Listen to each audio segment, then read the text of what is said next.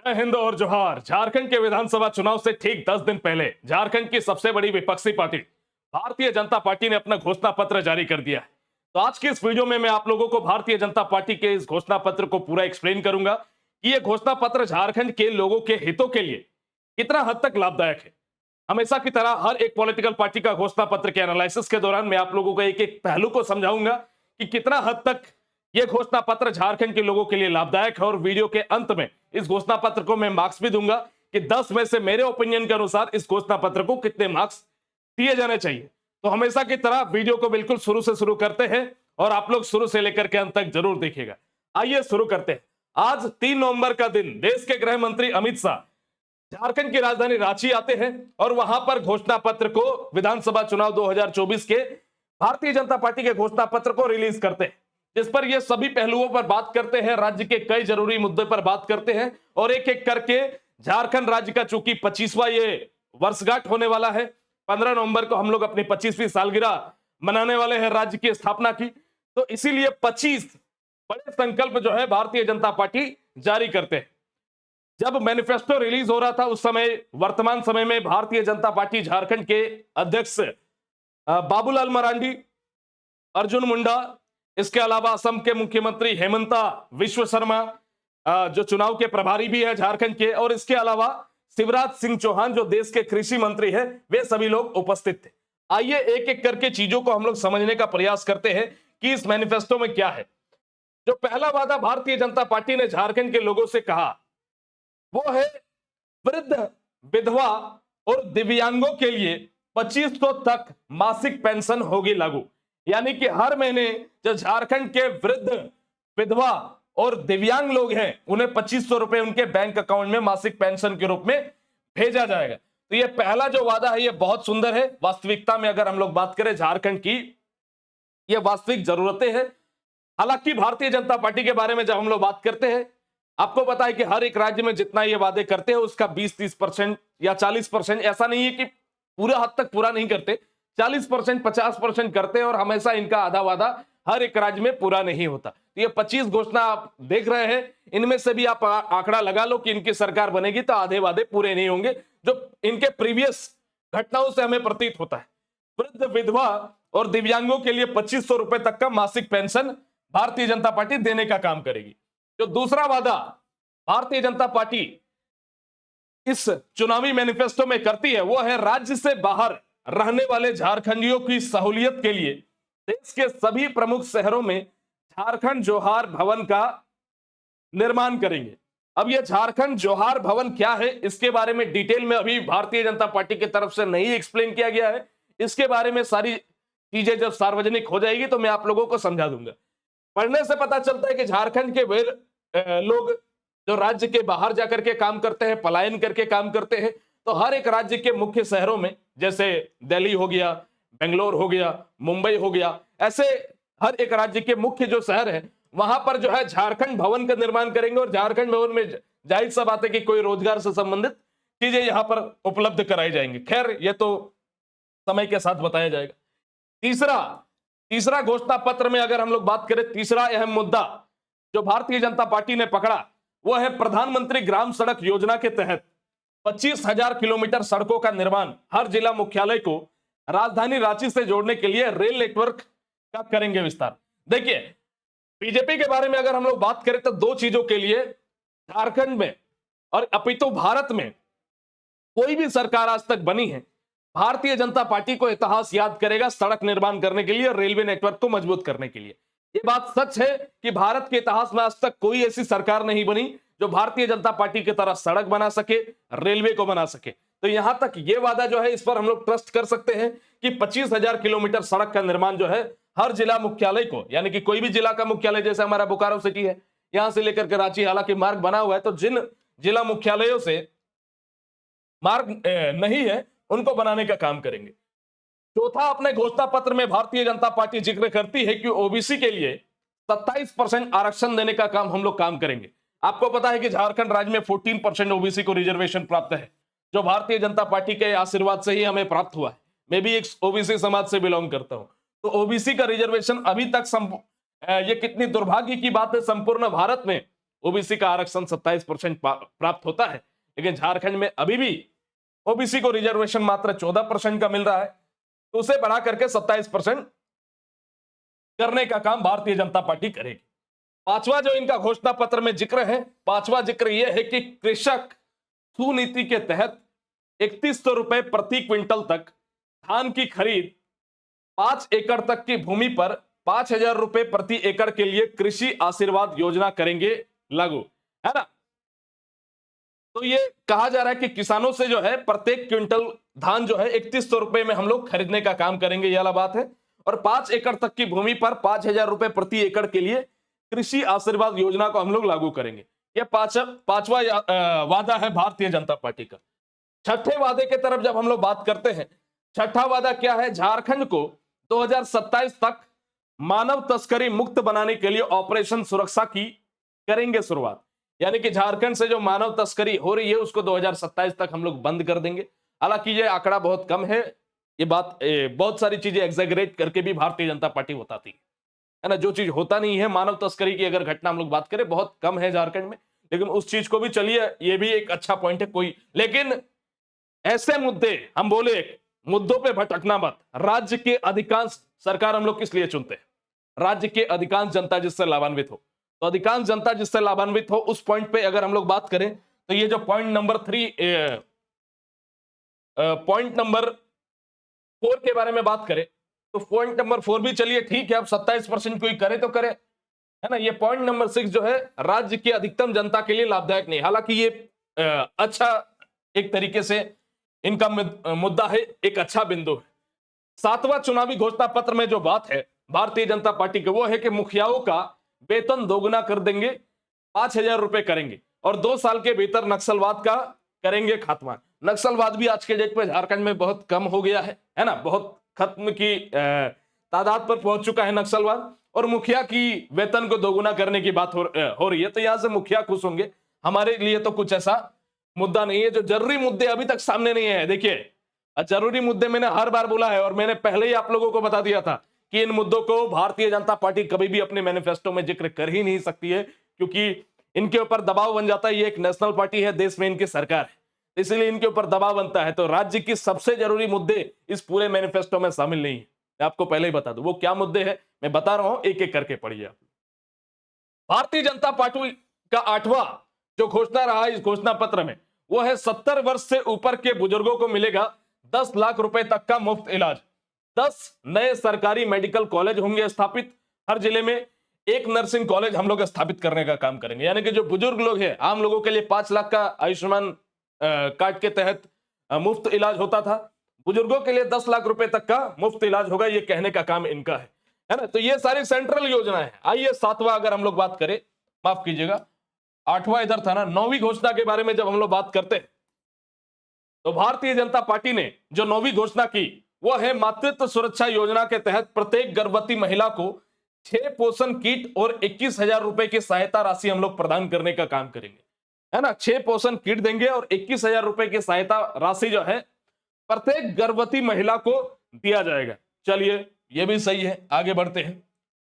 फूलो जानो पढ़ो बिटिया योजना के तहत गरीब और पिछड़े वर्ग की बेटियों को केजी से लेकर के पीजी तक की मुफ्त शिक्षा हम लोग देने का काम करेंगे। ये बहुत अच्छा घोषणा है, ठीक है, ये बहुत अच्छा घोषणा है कि जो बच्चियां है हमारे राज्य की, केजी से लेकर के पीजी तक की पढ़ाई जो है उनके लिए निःशुल्क करवाया जाएगा। यह बहुत अच्छा घोषणा है। आगे बात करते हैं 11वां नंबर। 11वां नंबर पॉइंट है कि आदिवासी संस्कृति को पुनर्स्थापित और प्रोत्साहित करने के लिए सीधो कानो शोध केंद्र हम लोग स्थापित करने का काम करेंगे, है ना। ये क्या है, बेसिकली आदिवासी जो संस्कृति है उसको पुनर्स्थापित करने के लिए और उसको प्रोत्साहित करने के लिए, यानी कि एक तरीके से उसको बढ़ावा देने के लिए हम लोग सीधो कानो शोध केंद्र को स्थापित करेंगे। चलिए भाई यहां तक तो क्लियर है, 11 पॉइंट हो गए। 12वां पॉइंट हम लोग बात करते हैं।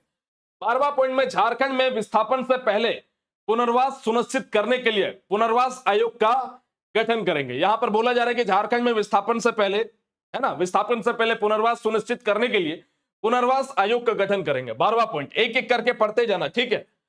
आगे बढ़ते हैं।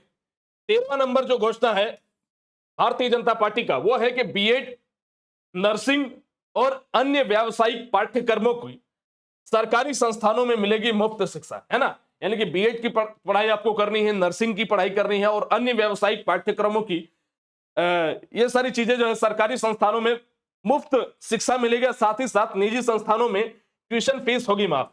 निजी जो संस्थान है उसमें ट्यूशन फीस जो रहेंगी वो माफ होगी।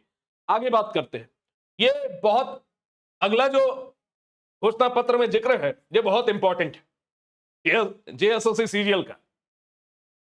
जेएसएससी सीजीएल की परीक्षा को करेंगे रद्द और पूर्वगत सीजीएल परीक्षा और सभी प्रमुख पेपर लीक के मामलों की करवाएंगे सीबीआई जांच। ये भी बहुत अच्छा मुद्दा है कि जेएसएससी सीजीएल के एग्जामिनेशन को ये लोग रद्द करेंगे और इसके अलावा जितने भी पहले के एग्जामिनेशन हुए हैं उस पर सीबीआई जांच करवाने का काम जो है भारतीय जनता पार्टी करने का काम करेंगे। चलिए 14 पॉइंट हो गया।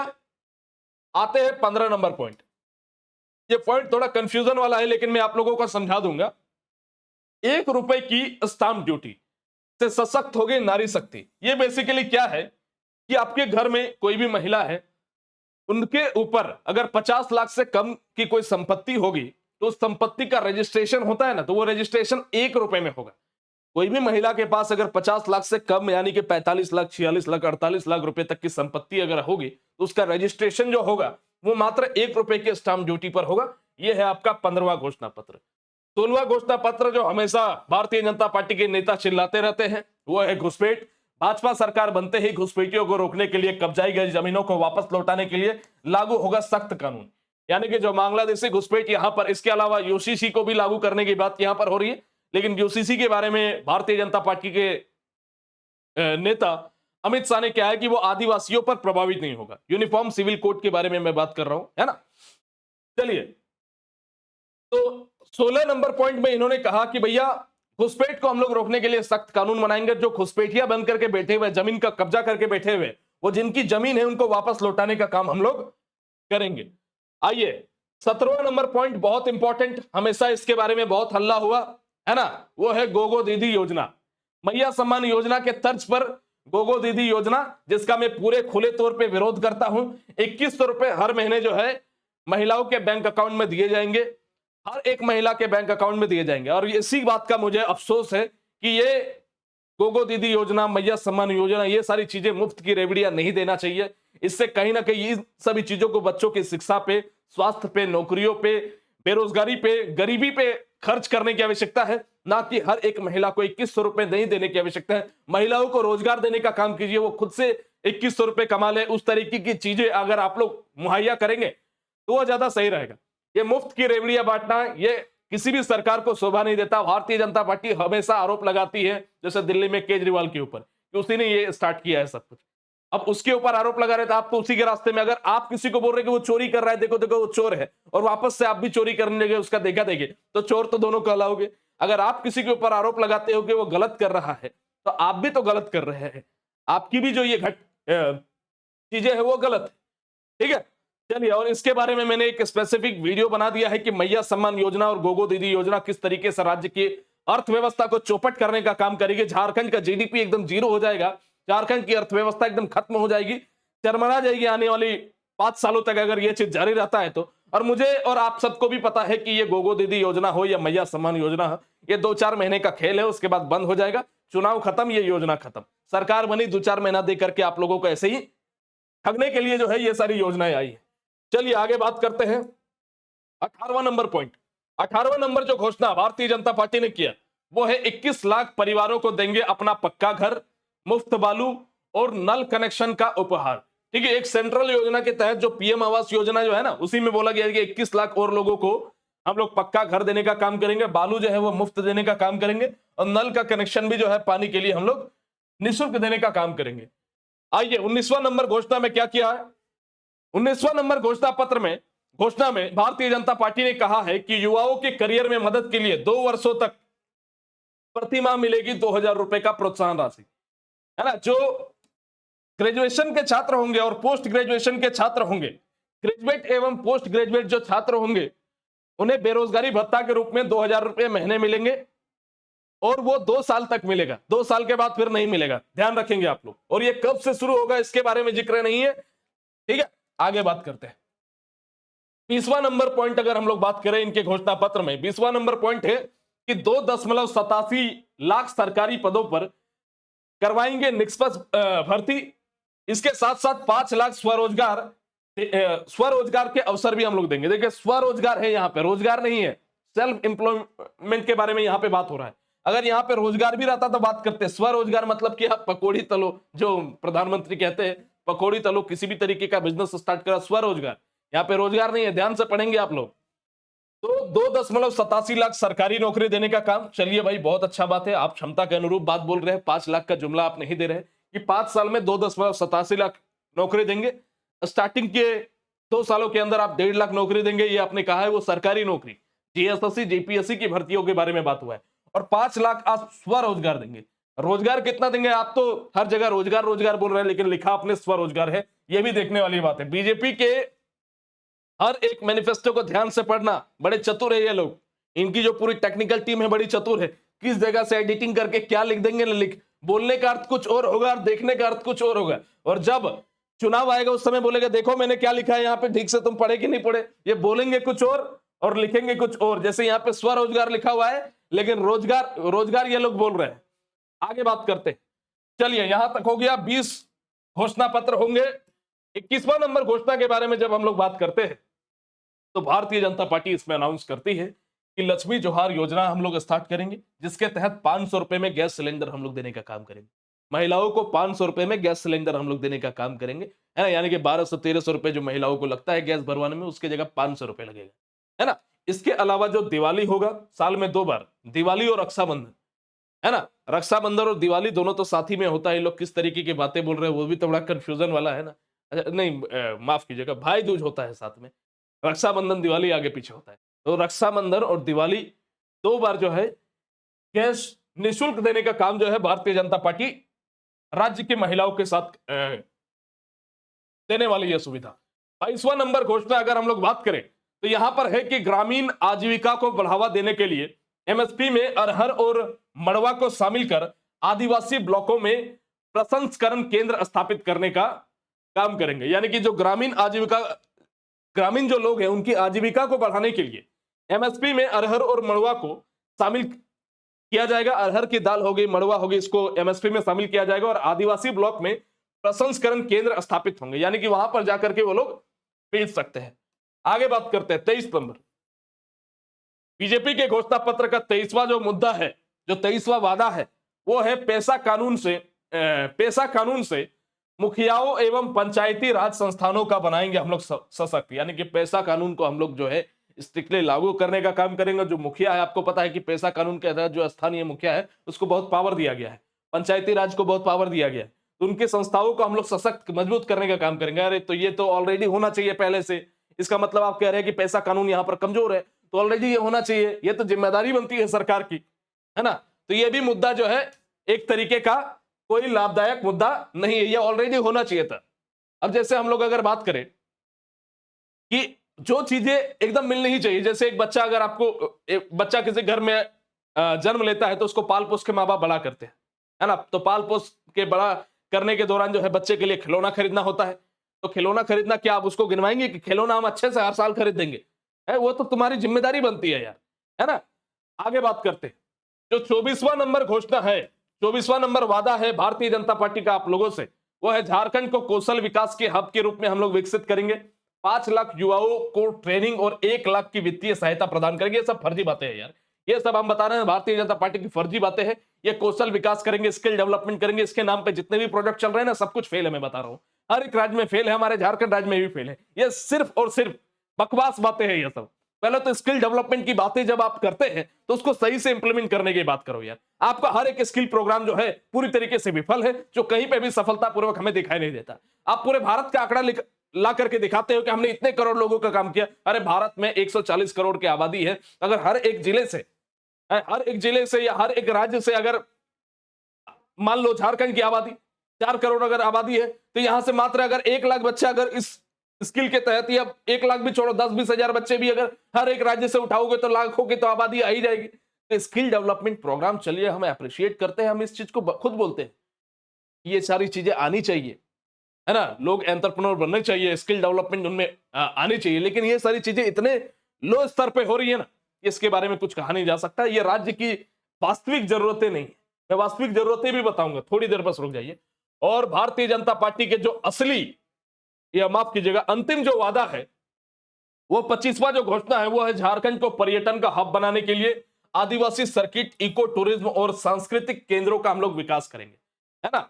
यानी कि पर्यटन को बढ़ावा देने के लिए यहां पर बेसिकली कहा गया है, जो मेरा एक तरीके से एक सपना है कि आदिवासी झारखंड में अगर हम लोग बात करें तो पर्यटन का क्षेत्र को काफी हद तक विकसित किया जा सकता है, हमारी सांस्कृतिक धरोहरों को विकसित किया जा सकता है ना। हमारे जितने भी महान क्रांतिकारी थे उनके जन्म स्थलों को विकसित किया जा सकता है ना। तो ये सारी चीजों पे भारतीय जनता पार्टी ने वादा किया है कि इन सभी मुद्दों पे हम लोग काम करने का काम करेंगे।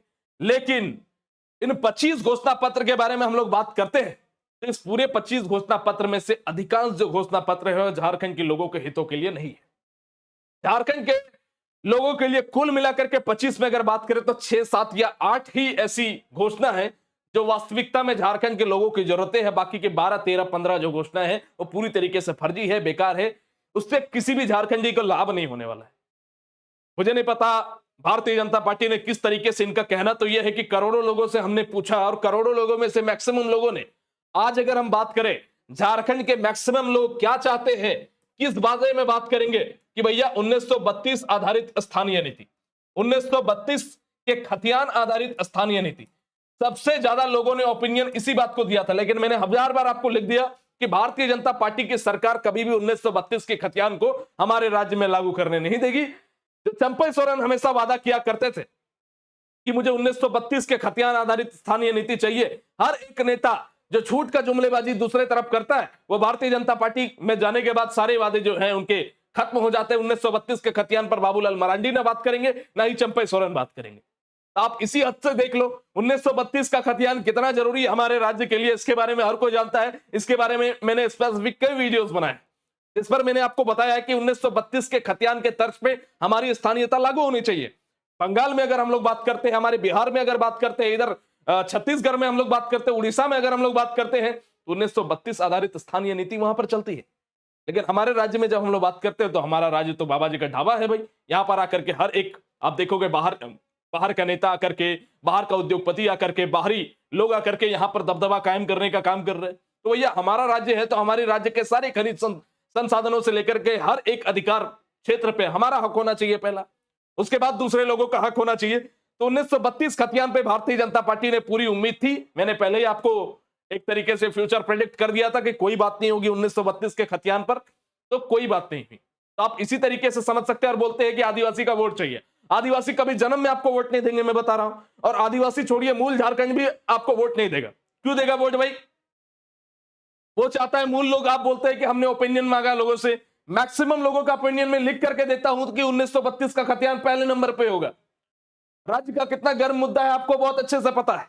तो 1932 का खतियान का मुद्दा पहला तर्ज है और उस तर्ज पे आपने थोड़ा सा भी बयान नहीं दिया, कोई भी बात नहीं रखी। जब मीडिया बंधु ने पूछा अमित शाह साहब से, गृह मंत्री से, तो बोला कि उन्होंने बोला कि भैया हम एक कमेटी का गठन करेंगे और जो भी उचित होगा वो हम निर्णय लेंगे। अब ये तो वही बात होगी, एड़ा बन के पेड़ा खाने वाली बात होगी, है ना, कि हम कमेटी का गठन करेंगे और कमेटी का गठन करने के बाद जो भी सभी लोग निर्णय लेंगे वही करेंगे। ये एक तरीके से आपको बहलाने फुसलाने की बातें होती है। जैसे आप जिद ना करो, जैसे नहीं होता है बच्चा जब जिद करता है ना, खिलौना लेने के लिए, बड़ा खिलौना, तो उसको छोटा खिलौना पकड़ा देते हैं। बड़ा टॉफी अगर है तो 1 रुपए का लॉलीपॉप पकड़ा देते हैं। तो उसी प्रकार का चुनावी लॉलीपॉप देने वाले जो स्टेटमेंट होते हैं। दूसरा अगर बात करें सरना धर्म कोड के, अभी मैं रिसेंटली कई नेताओं के इनके बयान में देख रहा था जिसमें सरना धर्म कोड के बारे में काफी अच्छा ये लोग बोल रहे थे कि कांग्रेस के गवर्नमेंट ने खत्म कर दिया, पहले सरना धर्म कोड था, हम लोग लागू करेंगे। लेकिन आपकी मैनिफेस्टो में है कहां साहब? आपकी मैनिफेस्टो में तो वो चीज है ही नहीं।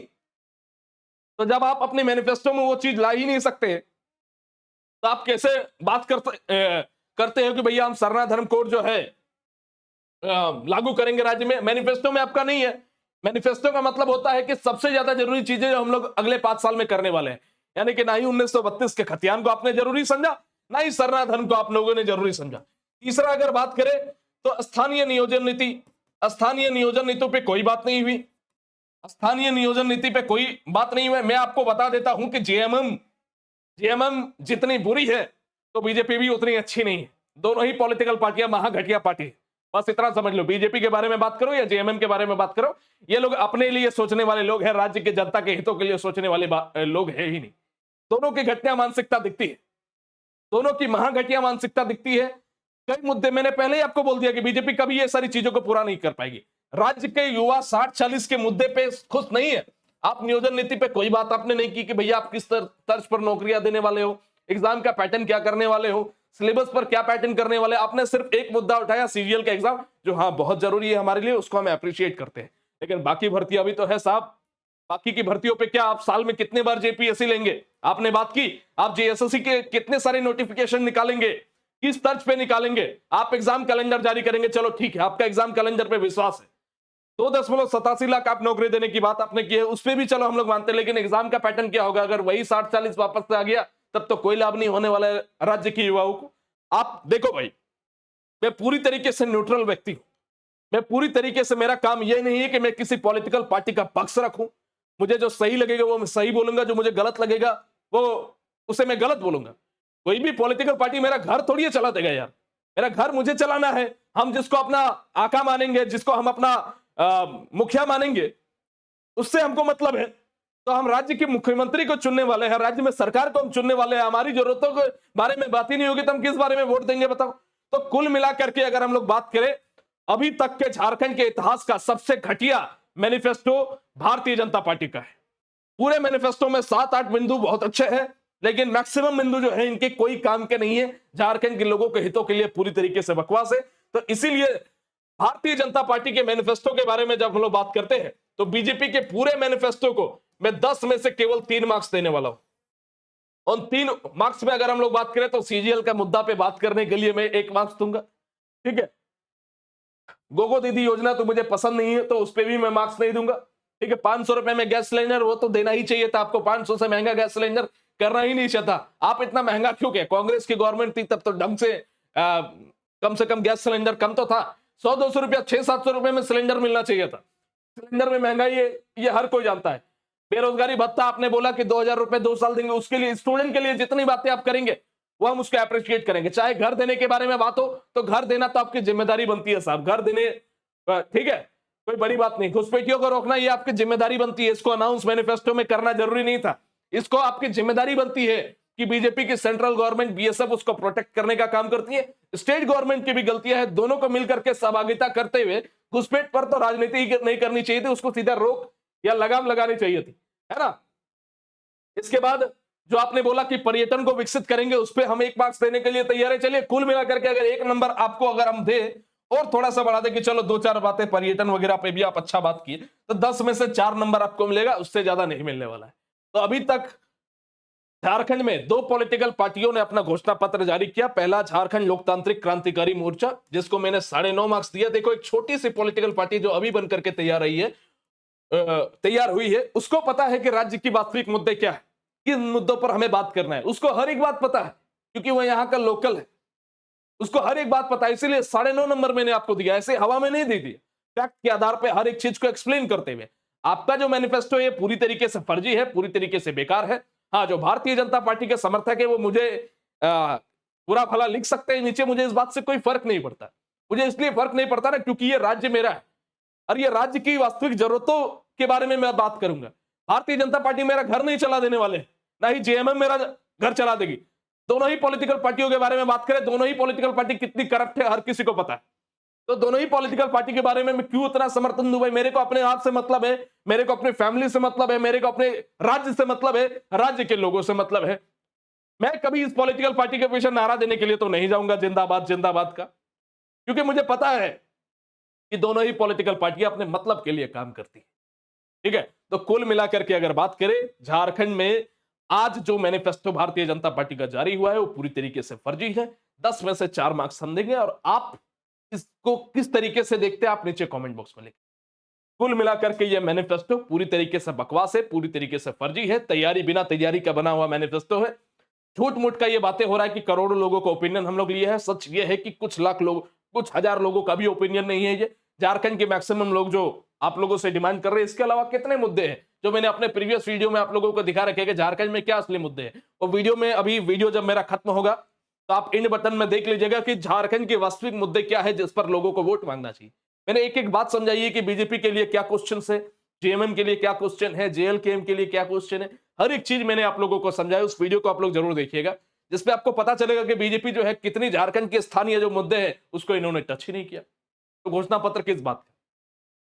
तो आशा करते हैं कि यह वीडियो आप लोगों को पसंद आया होगा। पसंद आया है तो इस वीडियो को शेयर कीजिए। इसी तरह के नॉलेजेबल वीडियोस मैं बनाता रहता हूं, तो चैनल को सब्सक्राइब कर लेना अगर आपको इच्छा है। कंटेंट अगर आपको पसंद आता है तो मैं कभी नहीं बोलता लाइक करो, शेयर करो, सब्सक्राइब करो। अगर आपको लगता है कि मेरे काम की बातें हो रही है, जनता को जागृत करने के बारे में बात हो रही है, एजुकेशनल वीडियो प्रोवाइड हो रही है जिसमें से आपका मस्तिष्क जो है ज्ञानमंद होने वाला है, तो तभी आप लोग हमारे इस एसवीआई परिवार से जुड़िए। एक साल के अंदर हम लोगों ने 2.5 लाख सब्सक्राइबर का माइलस्टोन को कंप्लीट किया, जो झारखंड के इतिहास में सबसे तेजी से, सबसे फास्ट ग्रोइंग एजुकेशनल चैनल है। एक एजुकेशनल चैनल पे हर महीने 50 लाख से ज्यादा लोग विजिट करते हैं। 50 लाख से ज्यादा लोग जो है हमारे इस चैनल को देखने का काम करते हैं। ये कहीं ना कहीं आप लोगों का प्यार और आप लोगों का आशीर्वाद है। तो उम्मीद करते हैं कि आप लोग ये प्यार इसी तरीके से बरकरार रखेंगे और आवाज उठाने में मेरा साथ देते रहेंगे। मिलते हैं आप लोगों से इसी तरह के किसी और वीडियो में। जब जेएमएम का घोषणा पत्र आएगा उसको भी मैं आप लोगों को एक्सप्लेन करूंगा और सारी चीजें बताऊंगा, है ना। बस इतना समझिए, मैं ना पक्ष में हूं ना विपक्ष में हूं, मैं पूरा स्ट्रेट फॉरवर्ड हूं। मेरा एक ही पार्टी है, झारखंड। मेरा राज्य ही मेरी पॉलिटिकल पार्टी है और इससे ज्यादा कुछ नहीं। मिलते हैं अगले वीडियो में, तब तक के लिए जय हिंद। सभी को झारखंडी जोहार।